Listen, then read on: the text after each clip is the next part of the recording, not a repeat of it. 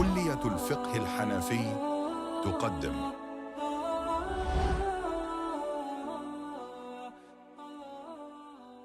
السلام عليكم ورحمة الله وبركاته. بسم الله الرحمن الرحيم. الحمد لله رب العالمين والعاقبة للمتقين والصلاة والسلام على سيد الأنبياء والمرسلين نبينا محمد وعلى آله وصحبه أجمعين. أما بعد. In the next few videos we are going to first have a look at the issue of solid intoxications, solid intoxicants. So we'll be looking at those ingredients, those products which have the possibility or potential to intoxicate somebody, but they themselves are in a solid form, they're not in a liquid form. So for example, different types of drugs that can play with a person's mind, what will be the rulings in regards to those issues. We'll also be having a look at some other food products. So for example, there's the issue of nutmeg. So the issue of nutmeg is a common issue. It's a product that's used commonly in cooking, and it is known that if consumed in large quantities, it can have some effects on the body as well. So we'll be looking at how the fuqaha and jurists would deal with an issue like nutmeg. We then take a look at some different discussions in relation to food issues. So because this module is it's about food, and we primarily focus on intoxication, but we'll be looking at other issues as well. So from amongst those issues, we have general principles. How do you deal with haram and halal products? What are the key general principles that you're looking for? For example, is the product sourced from haram? Is it an impure source? Is it from the ashiba muharrama? And so on. And finally, we'll be touching on this issue now of istihala, and when a item changes in its entirety into something totally different. And the case study that we're going to be using is the issue of soap. So we'll be looking at the case study of soap and how animal fat is used to process soap, and what does that mean for those that are using soap. Is it going to be pure, or is it going to be something which is najis? السلام عليكم ورحمة الله وبركاته. بسم الله الرحمن الرحيم. الحمد لله رب العالمين والعاقبة للمتقين والصلاة والسلام على سيد الأنبياء والمرسلين نبينا محمد وعلى آله وصحبه أجمعين. أما بعد. Alhamdulillah, we've had a look at the issue of ethanol and alcohol in a variety of products. Now I want to just take another case scenario and look at intoxicants from a different angle, and that is from the issue of medication. So sometimes you have alcohol that is found in medicinal products. Now a person who needs to take medication will be of one of two types. If they are on, it's a life and death scenario. Yeah, it's a life and death scenario, and they need to take medication which contains alcohol. Then because it's a life and death scenario, remember, when in a life and death scenario, a person is allowed to even consume pork. They're allowed to even consume khamr, just enough to keep them alive, right? So in a life and death scenario, and the only option is some sort of medication that has alcohol, then even if the alcohol originates from grapes and dates and is the khamr, then it's allowed, right? Because the person has to do what he can to keep themselves alive. Now if, however, the level of need and illness and sickness is not a life and death scenario, then in that case a person cannot use medication which originates from khamr, ashriba muharrama, right? Dates or grapes is not going to be permitted and is not going to be allowed. So it's not a life and death scenario, then you cannot, that darura level is not there. So therefore you cannot use. So when you say life and death, I mean life and death scenario, or like a major organ is going to fail, or they're going to lose some limbs and so on, right? Quite serious and severe. If it's not to that level and to that extent, the issue isn't as serious as that, then in that case a person cannot, of course, use medication that has alcohol from dates or grapes. But they can use medication, or what is the ruling for using medication that contains alcohol from other types of alcohol, other types of sources other than dates or grapes. So in that scenario, the first thing the process that the fuqaha have stipulated, contemporary scholars have stipulated, is number one, you look for an alcohol-free alternative. So just say you have, the doctor prescribes you with medication, it has alcohol in it, and there's also a non-alcohol alternative. Because you have a non-alcohol alternative, go for the non-alcohol alternative. That's number one. If there is not a non-alcohol alternative, or it's prohibitively priced, it's extremely expensive beyond a person's means, right, compared to the alcohol version, and the person generally has a need for this medication, it's not something that they can kind of just get by. There's a haja here. They need to take this medication to overcome their sickness and their illness. Then scholars give scope again, according to Imam Abu Hanifa and Imam Abu Yusuf's position, that utilize their position here again for medicinal benefit. Now again, the same two conditions that we always mention when it comes to using the opinions applies. Number one, you don't take so much medication that you're going to become intoxicated by it. And of course, the dosage will always be less than that. You're not meant to become intoxicated by medication. Number two, there's a purpose here as well. And the purpose isn't just to enjoy yourself having some intoxicating drinks. No, the purpose here is for the purpose of pain relief and the purpose of treatment and medication. So the two conditions that are generally mentioned by Imam Abu Hanifa and Yusuf are met here. So therefore, scope is given to take medication that may have alcohol present within it. So that's the issue of medication. Now bear in mind that there are some pain relief, or there's this product, I can't remember the name of it at the moment, but generally sisters who go into labor, after labor they have this type of spray that they can use, right? And it's to help them kind of calm down, it's to help them have some relief and relaxation. I looked at one of those products and I turned around the back and I looked at the ingredients, and it actually said grape alcohol. So bear in mind that, look, there may be some circumstances where, you know, the ashriba muharram are actually being used in other products, in which case, remember, it's not going to be allowed at all under any circumstance unless there's a life and death situation and scenario. So and there's no alternative, right? But generally in other products, the alcohol is not going to be grape or date alcohol. Now, the last point that I want to look at from a practical perspective is this issue of CBD. So this may be something that has come into the news over the last couple of years, and there's a lot of fatwa in regards to this. So you have CBD, and I'm going to read to you a fatwa that is here, and you have THC, right? So CBD originates from cannabis, right? But the element which actually creates the intoxication or the psychoactive effect is the THC, which is found within the CBD. I'm not even going to try and, let me just try and say the word. THC is tetrahydrocannabinol. Tetrahydrocannabinol. That's the THC. CBD is just cannabidiol,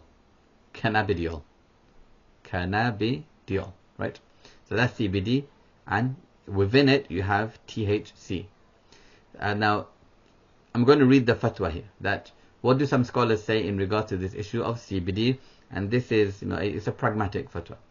So, unlike THC, CBD is not psychoactive, and is one of the 104 chemical compounds found in the cannabis plant. It is extracted and mixed with a carrier oil, often hemp seed or coconut, to create CBD oil. It is suggested that CBD oil has some medicinal properties, including relieving inflammation, pain relief, and reducing anxiety, although there have not been conclusive scientific studies on this. I mean, this fatwa is quite a few years old, right? So things may have changed within that time. CBD oil is legal in the UK for medicinal purposes on the condition that it does not contain more than 0.2% THC. So that THC element is what is going to be a problem. and the THC must not be easily separated from it. Accordingly, it is permissible to use CBD oil for medicinal purposes. However, we strongly recommend that medical advice is sought before using such products, not least because the percentage of CBD can vary. From the 1st of November 2018, doctors have been granted the authority to prescribe cannabis-based treatment for exceptional clinical need, though there is no licensed drug for this as yet. Any prescription of the drug that is unlicensed but available is on a named patient basis, with appropriately trained consultants prescribing it and the hospital and commissioning bodies approving it. It is therefore imperative that medical advice is sought before using such products, even if not prescribed. So here you can kind of see that there's a new issue that has emerged. The issue of CBD. Now CBD can come in different forms with high levels of THC and low levels of THC. High levels of THC is now going to cause intoxication because it's THC that causes the intoxication. Low levels of CBD, which contain small percentages of THC, do not actually lead to the level of intoxication. So even though this is originating from a product which is generally used for intoxication and used as a drug, cannabis, right? It can be permissible because those elements of intoxication are again not there. Now this takes us on to the issue of solid intoxicants, because up until now we've looked at all of the discussions and issues related to liquids. So alcohol, ethanol, and ashriba muharrama and so on. What's the deal with solid intoxicants? So solid intoxicants, whether it's hashish and so on, opium and whatnot, all of these are haram to consume. All of these are haram to consume without any reason. Why? Because they play with the mind, they mess with your intellect, they prevent you from the dhikr of Allah subhanahu wa ta'ala. However, the level of hurma is lower than the level of khamr. So if a person did consume then solid intoxicants, then had will not be applicable on the person, even if they became intoxicated, and they will just be given ta'zir, they'll be given other forms of punishment. However, the limit for using these as medication in low levels where you don't become intoxicated is a lot more flexible and is a lot more lenient. So remember, because these are solid intoxicants, they're not liquid drinks that you're going to consume. These are solid intoxicants. If you're taking them in small, if a person has a medical reason to take them in small doses, then there's more scope to use it than there is to use other types of alcohol. So there's small scope, there's scope for using it in small quantities.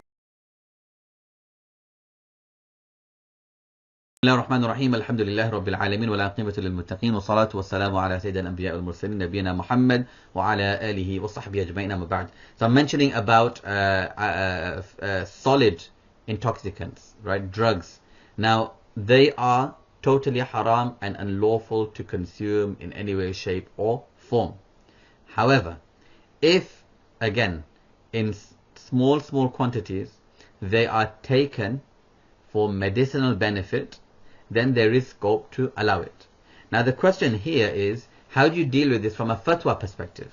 How do you deal with this from a fatwa perspective? Because if you just tell people that actually it's permissible in small quantities, then people might just start self-treating with drugs, and you can open the door to permitting people to take drugs in small quantities. So the fatwa that I read out to you in the last video, the purpose of reading that fatwa is to see how the permissibility is couched and in what language it is couched. So there is always mention of clinical training, there is always mention of consultants, there is always mention of medical expertise, there is also mention of this type of research and experience and expertise first. So a person can't just of their own accord start saying, okay, I'm going to take a solid intoxicant because I've been told that in small quantities it's allowed. No.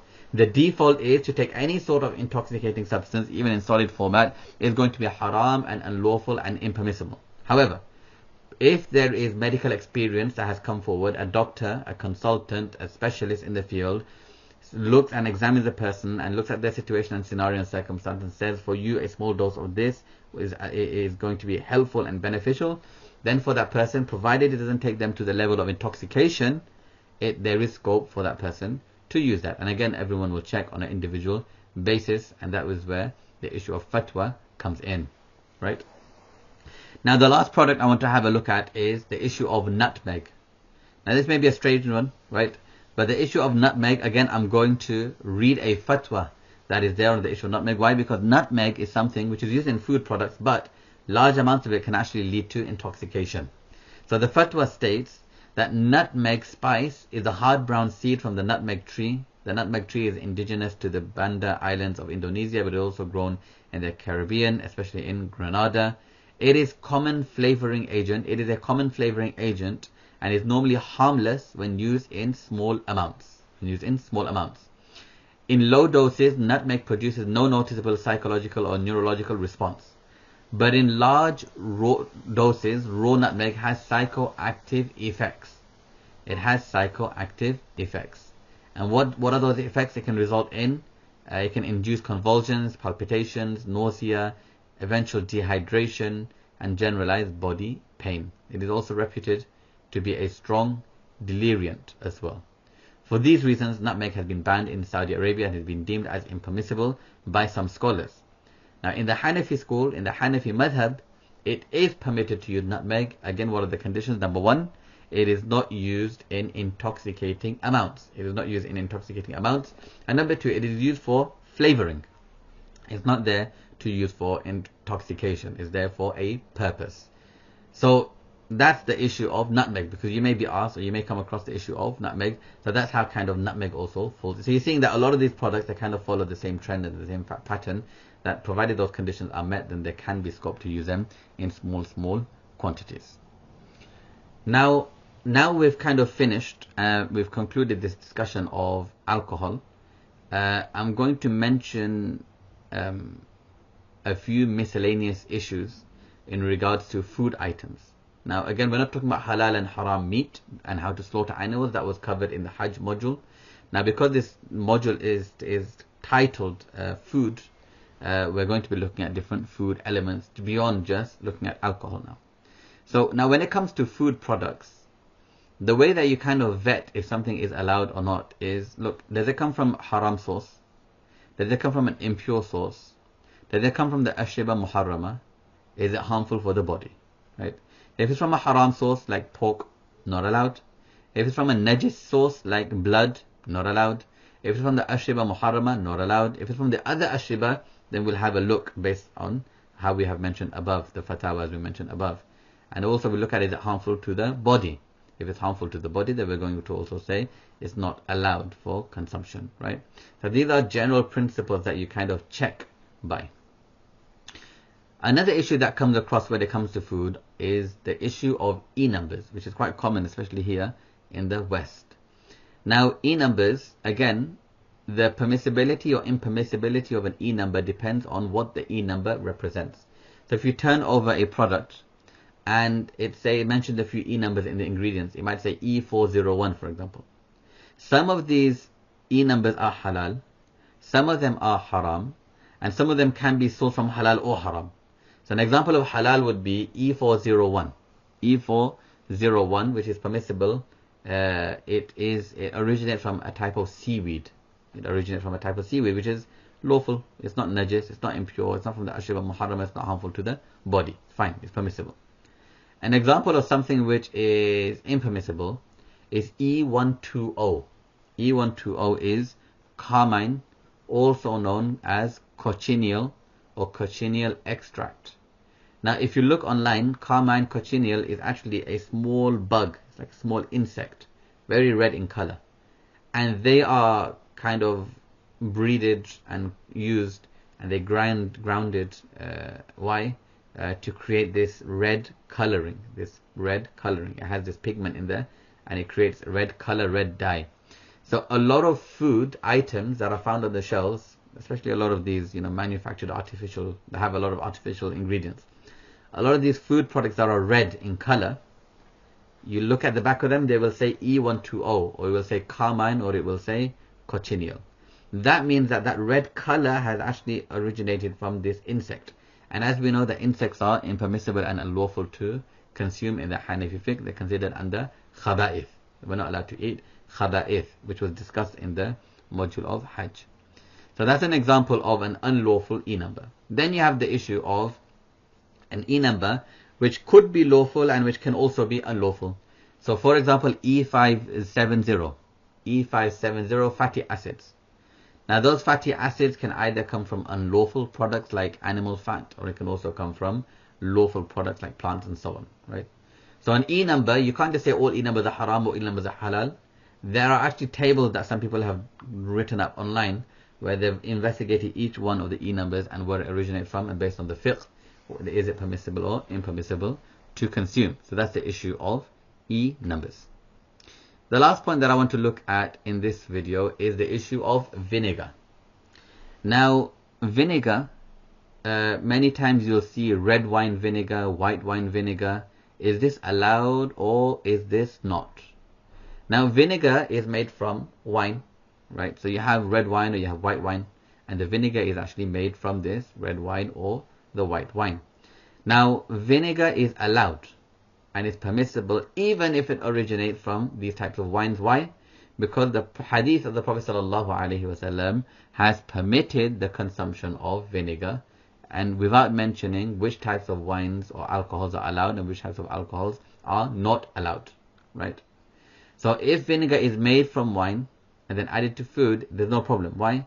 Because the vinegar itself is a permissible product to consume. Now the question is, how can wine, which is unlawful, when it's converted into vinegar, become lawful? This is called the issue of istihala, and the issue of istihala will be touching on a lot in the next few videos, right? The issue of istihala in summary is basically where one item totally changes what it is into something different. So if you take grape juice, it's lawful. But once that becomes wine, that's a totally different product with different properties and traits and so on, that it now becomes unlawful, haram and najis. However, if that wine then goes on to become vinegar, vinegar is something which is permitted in the hadith of the Prophet ﷺ, and now it is something which is permissible and it is allowed, right? So vinegar, consuming vinegar is allowed, whether that vinegar was made just by leaving the wine to turn into vinegar, or whether you used products like salt and so on and incorporated that into the vinegar in order for it to become vinegar. In either case, in the Hanafi school, it is permissible, and it is also permissible to make vinegar in this manner. It is not something which is disliked, because you're taking an unlawful product and making it permissible and lawful. Though of course you can't go and buy wine for this purpose, because the purchase of wine is something haram and unlawful. So that's the issue of vinegar. So vinegars which are now vinegar are then lawful to consume and are now permissible to consume, even though if they were originating from red wine, white wine, and you have red wine vinegar, white wine vinegar. بسم الله الرحمن الرحيم الحمد لله رب العالمين والعاقبة للمتقين والصلاة والسلام على سيد الأنبياء والمرسلين نبينا محمد وعلى آله وصحبه أجمعين أما بعد. Now, a very lengthy and detailed discussion that we want to have a look at, which we will discuss in this video, and then we will also continue to discuss in the following videos as well, is the issue of istihala in detail. So we mentioned that istihala is the change of one item into a totally, it changes itself into a totally different product and into a totally different item. Now there are some case scenarios that we're going to be looking at with the issue of istihala. One case scenario that we're going to be looking at is the issue of gelatin. So we're going to be looking in detail at the issue of gelatin, and in the process of making gelatin, does istihala take place or not? So just say, for example, you have pig fat, right? Now pig fat is then used, and a large percentage of European gelatin actually originates from pigs, right? So pig fat is very commonly used to create gelatin. Now the question is there sufficient change in the pig fat that we can deem the gelatin which is now produced to be a totally different item, thereby changing the ruling from unlawful to lawful and from najis to tahir to pure, right? Or is there not enough change? And that then raises the question that what type of change is considered to be valid change for istihala, and what type of change is not considered to be valid for istihala. So we'll be looking at gelatin in a lot of detail. We'll also be looking at the issue of soaps, because soaps again are also made using fat and animal fat as well. So the question is there sufficient istihala taking place in that case as well, or is there not sufficient istihala taking place in those scenarios? So let's start just by the issue of istihala and what is istihala.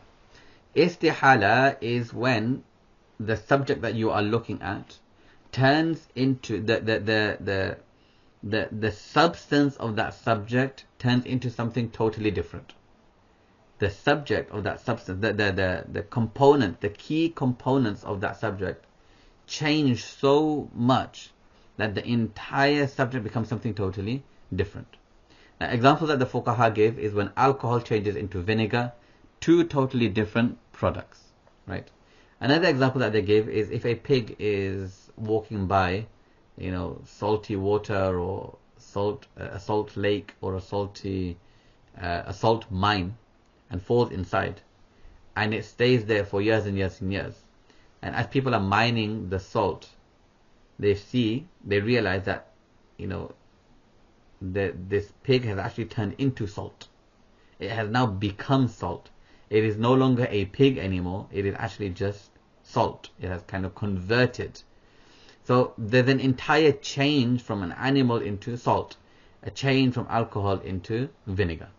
If an entire change and the substance changes, the reality, the hakika of it, the intrinsic main qualities and components of it have changed, then it will be considered istihala. If just the name changes, or the smell, or the taste, or the color changes, then that is not going to be considered to be a change, right? Istihala. That will be a change, but it won't be considered to be istihala. In istihala, the reality of the item has to change. It has to become something totally different. So, now, according to Imam Abu Hanifa, when you have this process of istihala, of one thing changing into something else, there has to be 100% full conversion. The original subject has to turn into the next subject totally in its entirety. There can't be anything left in the original format. So, for example, if you're converting wine into vinegar, and after you've converted it into vinegar, 99% of the wine has become vinegar, but there's still 1% which is still wine, and it's kind of just mixed in with the vinegar. According to Imam Abu Hanifa, that will not be allowed. 100% of the wine has to turn into vinegar. According to Sahibain, there just has to be a majority change. As long as 51% of that wine has turned into vinegar, and of course generally you go for more anyway, 70, 80, 90%, 95%. As long as the majority have changed, then technically they will say istihala is done. Istihala is done. Now we see that Sahibain's opinion is a more kind of relaxed opinion, is awsa, it has more scope in it. However, Imam Abu Hanifa's opinion has more caution in it. There's more caution in the opinion of Imam Abu Hanifa. Now, let's go into our case scenario of soap. When it comes to making soaps using animal fat, there are two processes that are used. The traditional process, which the fuqaha generally mention, is the cold process, right? Now you have a newer process called the full boiled process, which is actually a lot better, a lot more efficient. It actually results in less than 1% of the original fat remaining as fat. So as you're changing this fat into soap, it's such a good process, the new contemporary processes, that actually less than 1% remains of fat. The rest of it, actually 99+%, turns into soap. The cold process, on the other hand, isn't as great, but that is a process which generally the fuqaha have utilized and the fuqaha have discussed based on, because that's the process that they would have been using. Now, what is the process here? The process is called saponification, right? And that is the idea there is to react the fat with an alkali, right? So the fat is reacted with an alkali. This is called saponification, and it results in two products. It results in soap and it results in glycerol. It results in soap and glycerol. So this soap essentially started from animal fat. Now just say the animal fat came from pig, and that fat was then used to turn into soap. So you now have a soap which is created originally from animal fat. So that's why we need to know that has istihala taken place. Okay, we call it soap, but is there enough change that has taken place or not? Now how much change? According to Sahibain, there needs to be at least 51% change, and according to Imam Hanifa, there needs to be complete change. The experts of the field say that some fat and some alkali will remain. Some fat and some alkali will remain, and there won't be 100% full transformation. approximately 15% of free alkali and unsaponified fat will remain.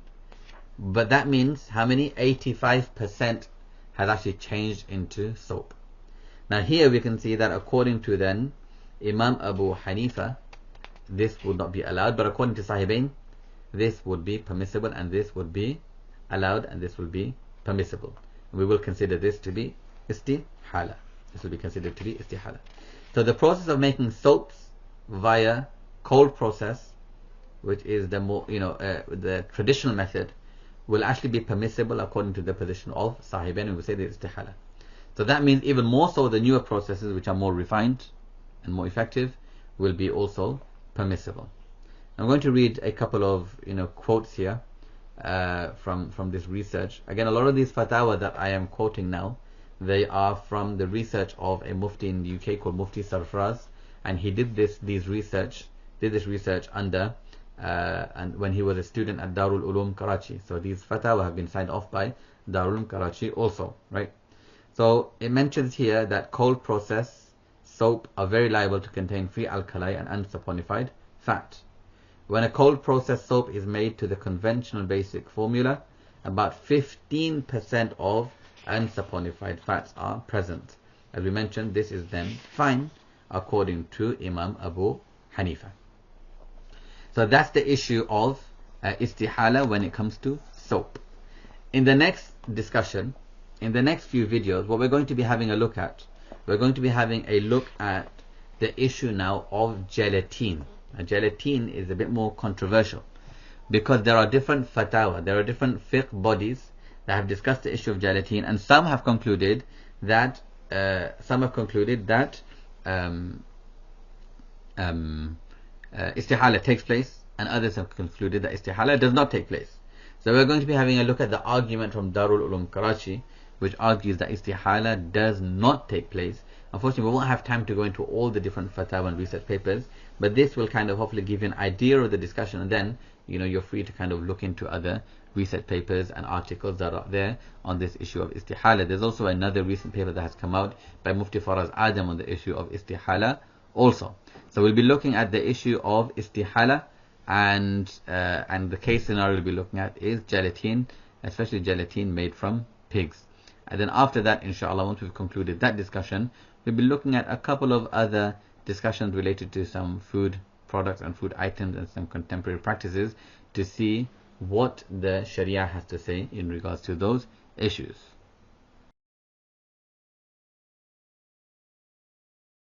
بسم الله الرحمن الرحيم الحمد لله رب العالمين والعاقبة للمتقين والصلاة والسلام على سيد الأنبياء والمرسلين نبينا محمد وعلى آله وصحبه أجمعين أما بعد.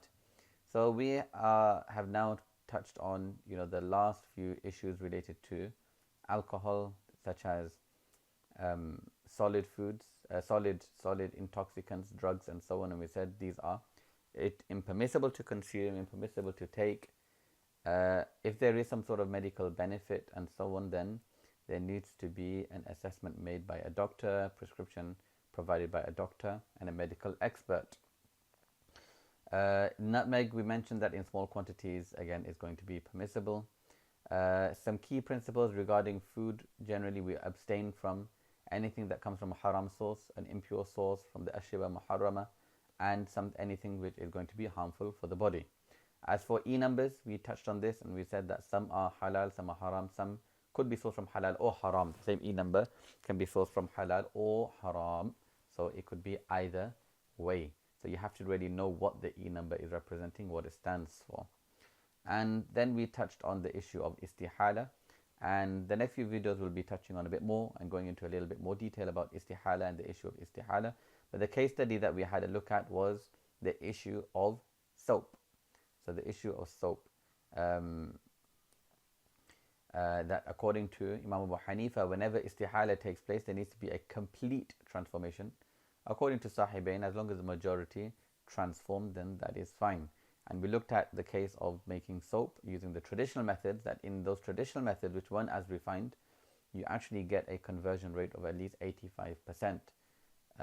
So that that meets the criteria of Sahibain, though it does not meet the criteria of Abu Hanifa, but it does meet the criteria of Sahibain. And because it's something which is so common, so widespread, then it will be permissible to act upon this position and act upon this opinion. So that's the issue of istihala. Inshallah, in the next set of videos, we're going to be looking at in detail now, again, the issue of istihala, but taking the case study of gelatine, inshallah ta'ala.